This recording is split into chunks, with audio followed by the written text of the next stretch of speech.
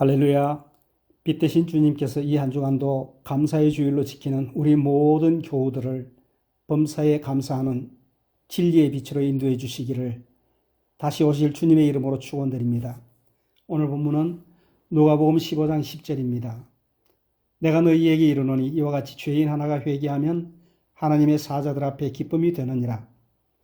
유대인들은 매년 3대 절기를 지킵니다. 오순절, 유월절, 초막절입니다.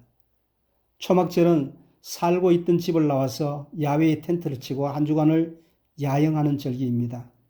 또 수장절이라고 이름을 바꾸어서 모을 숫자, 저장할 정자, 절기 절자를 써서 수장절, 1년간 추수한 것을 창고에 저장하면서 모든 것이 주께로부터 왔습니다. 한 주간을 텐트에 거하며 과거, 현재, 미래에 인도하실 그 보호와 인도를 감사하는 절기입니다. 이것이 추수감사절의 고백입니다. 그럼 이 추수감사의 이유는 어디에서 출발할까요? 내가 누구인지, 하나님이 누구신지를 깨닫는 데서부터 시작합니다. 오늘 본문 누가복음 15장 세 가지의 비유는 잃은 양을 찾기 위해서 양 99을 버려두고 나가시는 목자의 이야기입니다.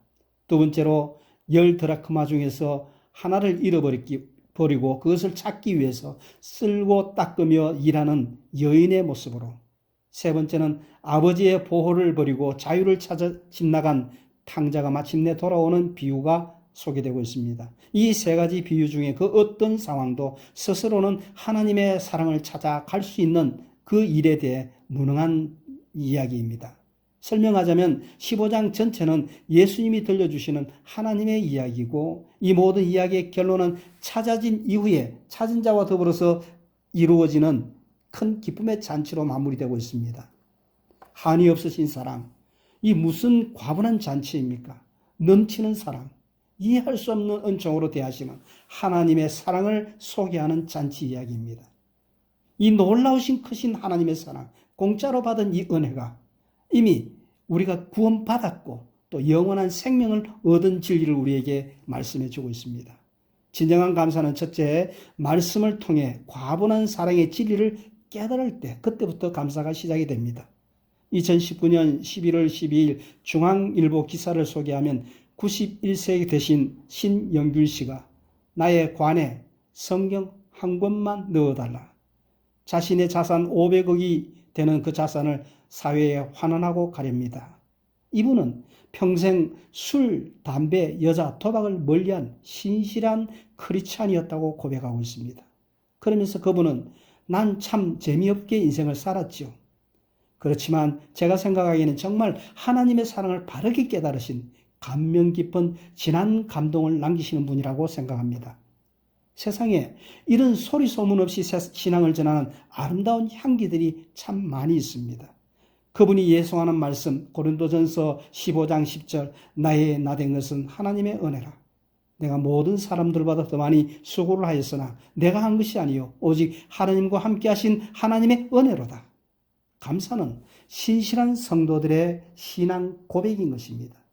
문제는 말세를 맞은 세상의 징조는 감사가 사라지고 거짓과 불평, 불만이 판을 치고 있습니다.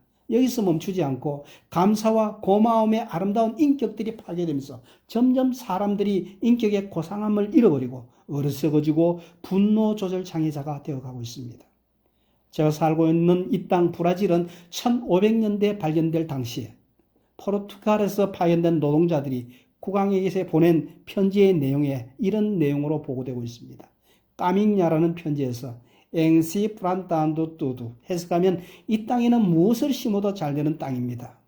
왕에게 브라질에 대한 보고를 하면서 이런 서신의 보고를 올렸습니다. 초기에 파견된 그들의 보고를 경험했던 그 보고서가 지금 오늘 우리가 경험하며 살아가는 이 땅에서, 이민자의 브라질 땅에서 경험하고 있는 것입니다. 땅만 그런 것이 아닙니다. 이처럼 세계적인 어려운 경기를 경험하는 브라질이지만 그래도 브라질은 모든 경제적 상황도 아직 가능성이 충분한 땅입니다. 우리가 이런 가능성의 땅을 믿음으로 바라보며 살고 있습니다. 두 번째, 감사는 시각입니다.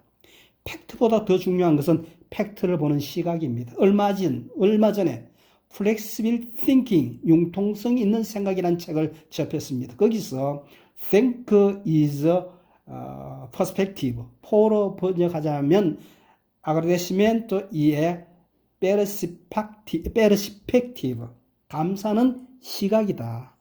우리가 똑같은 사건을 만나지만 팩트, 곧 사실보다 그 팩트, 사실을 보는 시각이라는 것입니다. 감사는 사실과 환경의 영향을 받는 것이 아니라 감사하는 시각입니다.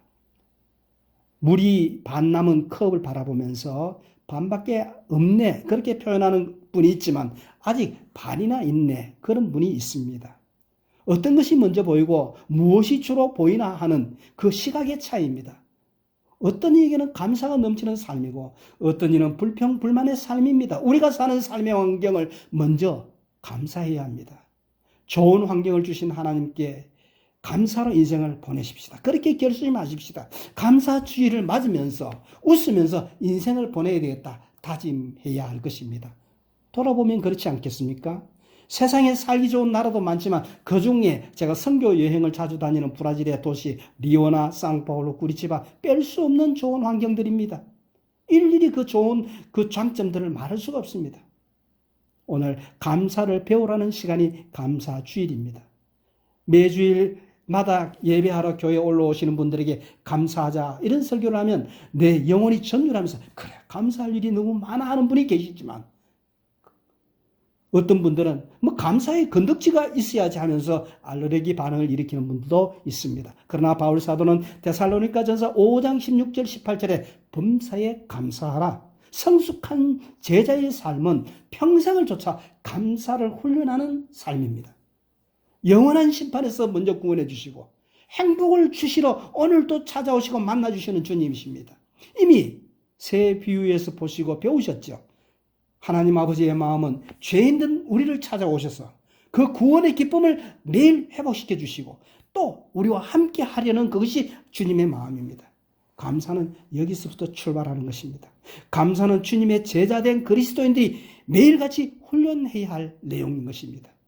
나도 모르게 불평이 습관화된 분은 감사를 연습해서 불평을 밀어내고 불평을 이겨내야 하는 것입니다. 감사는 시각이고 감사는 관점이고 감사는 습관입니다. 감사한 만큼 행복해지는 것입니다. 이 감사주일에 내 영혼 구원하심을 노래하는 찬양하며 즐기시는 기쁨이 충만하시기를 축복합니다. 생각해 보십시다. 뒤돌아보면 성공했기 때문에 지금 감사하고 있습니까? 아니면 감사했기 때문에 이 자리에 성공하셨습니까? 감사해야 행복하게 살고 성공하며 살게 되는 것입니다. 감사치 않는 영혼은 성공적인 인생을 살아갈 힘이 없습니다. 사랑하는 딸에게 딸아 내가 너를 사랑한다 해보십시오. 그리고 자녀들에게 아들아 아내여 사랑한다 해보십시오. 불평하면 먼저 내 삶에 성령님이 떠나시고 주변의 사람들이 떠나갑니다. 감사하면 내게도 에너지가 생기고 주변에 부유케 하는 행복한 에너지가 감염이 됩니다. 우리에게 사실 감사할 일이 많습니다. 누리고 즐기는 모든 것들은 하나님이 내게 주신 선물임을 깨달아야 그때 감사가 나오는 것입니다. 누구든지 지금 누리고 있는 모든 것은 잠시 내게 주어진 것입니다. 나의 자랑과 불평은 다 내 것이 아니었습니다. 다 받은 것인데 무슨 자랑과 무슨 불평인가요? 나의 나된 것은 하나님의 은혜라. 우리는 먼저 희호의 아름다운 도시에 살고 있습니다. 영주권 문제도 해결받았고 우리의 꿈을 설계할 꿈도 갖게 되었고 먹고 마시고 편안하고 좋은 환경에서 사는 것 양식과 의복 걱정 없이 직장도 주시고 사업도 매일 새롭게 해주심을 감사합니다.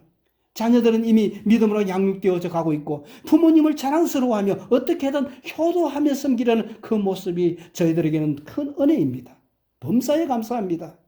모든 환경 속에서 감사해야 하고 우리가 힘쓸 영적 훈련입니다.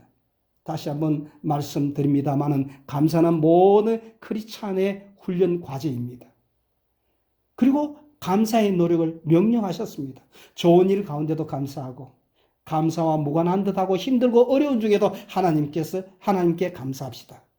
우리의 일은 모든 것을 감사하는 일입니다. 형편과 환경의 비례로 무게로 감사드리는 것이 아닌 내가 하나님 앞에 감사하는 존재로 비잉으로 서야 하는 것입니다. 내가 감사의 사람으로 서기 위해서 예배하는 인격자로 삶을 드리기 위해서 더 많이 드렸더니 하나님께서는 더 많은 것으로 내게 갚아주셨습니다. 마음만 받으시고 나의 빈 많은 그릇들을 채워주셨습니다. 세 번째, 성경이 강조하는 것이 있습니다. 감사는 인격입니다. 감사는 영혼의 인격입니다. 겸손, 감사가 풍성함으로 주십니다. 주인이 누구신지 깊이 아는 지식입니다. 감사는 깨달음과 인격입니다. 감사는 생각에서 나오는 것입니다. 그 사람의 인격 깨달으면서 감사가 나옵니다. 어려운 일, 즐거운 일, 항상 감사하는 그 영혼을 축복하십니다. 하나님과 하나 되는 축복입니다. 수평적 관계에서도 열매를 거두게 하시고 감사의 열매를 반드시 거두게 해주시는 것입니다. 감사는 영혼입니다. 가난한 자는 감사를 못합니까? 부자는 그렇다고 감사가 넘치는 마음으로 감사하고 있습니까? 또 내가 지금 감사하는 것은 내가 받아서 배불려 누려서 감사하는 것입니까? 이스라엘 백성들은 출애굽하여 광야를 거치고 가나안에 들어가면서 첫 열매를 드렸습니다. 미국에 도착한 청교도인들은 117일 항해 어려운 중에서도 1863년 11월 마지막 목요일 26일에 감사를 드렸습니다. 102명이 영국에서 출발해서 절반이 풍토병으로 죽고 50명이 생존해서 농사했지만 기후가 다르고 토질이 다른 그 형편에 수확에는 실패했습니다. 인디오의 배려로 옥수수 씨앗으로 먹을 것을 먹으면서 함께 즐긴 것이 추수감사의 시작입니다. 그리고 감사는 함께 감사해야 진정한 감사가 되는 것입니다. 기억할 일은 소외된 사람, 어려운 사람과 함께 감사를 나누라는 명령입니다. 신명기 16장 15절에 온전히 감사하되 나그네와 고아와 객들과 함께 감사하라. 정말 하나님의 은혜가 크게 생각이 되면 그렇게 사랑을 나누면서 감사하면서 살아야 하는 것입니다. 이게 주님이 원하시는 삶인 것입니다. 2019년 우리의 추수감사가 갈 방향이고 감사의 길입니다.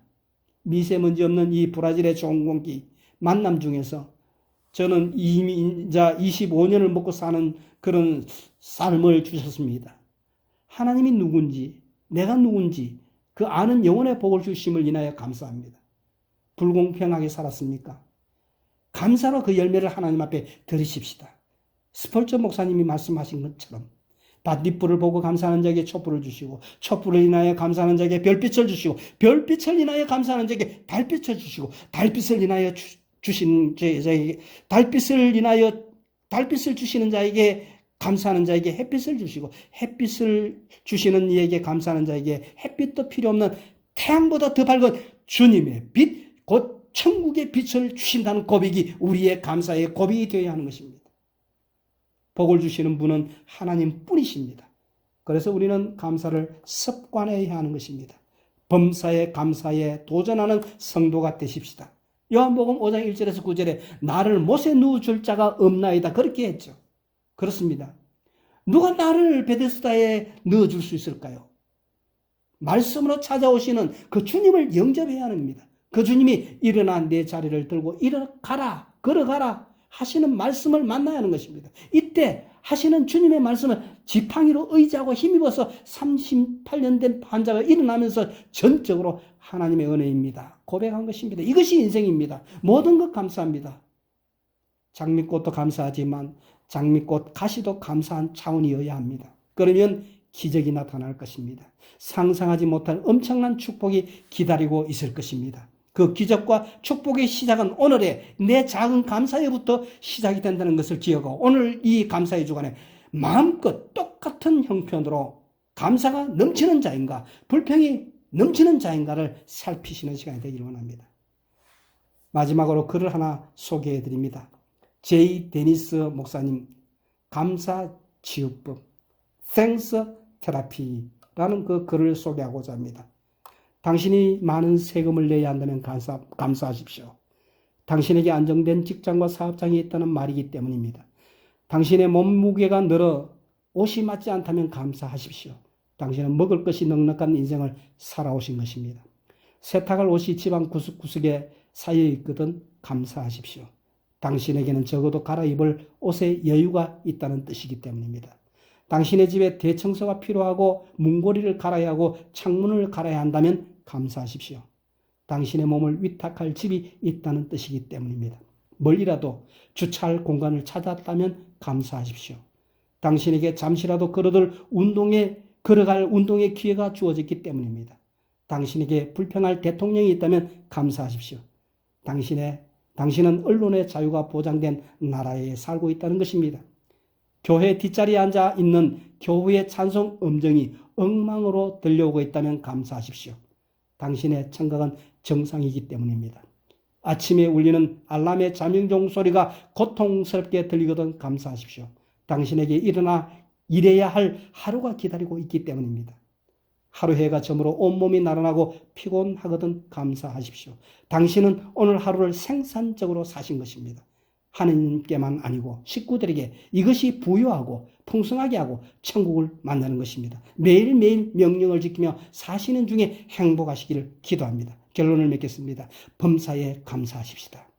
과분한 사랑을 말씀을 통해서 깨닫고 시각을 바꾸시고 영혼의 인격을 다듬어 가십시다. 오늘 당신은 감사의 빛으로 부름을 받았습니다. 아픔 중에도 어려움 중에도 주님을 바라보며 감사하는 당신은 세상의 빛이요 소금입니다. 비록 성공한 모습이 지금 아니어도 인생 역전이 이루어지지 않았대에도 변함없이 하나님을 떠나지 않고 살아가는 그 일이 빛을 비추는 일입니다. 실패한 것 같아 보이지만 비록 희미한 빛이라도 묵묵히 걷는 감사의 이 걸음이 주님을 전하는 그리고 주님께 인도하는 빛이 되는 것입니다. 우리를 빛으로 삼아주심과 영원한 빛에 거하게 하심에 감사하십시다. 이미 공짜로 얻은 구원이고 영원한 구원을 약속받고 가는 중에 있습니다. 또한 감사는 우리가 영원한 삶의 과정인 것입니다. 훈련입니다. 범사에 감사하십시다. 기도하십시다. 하나님 아버지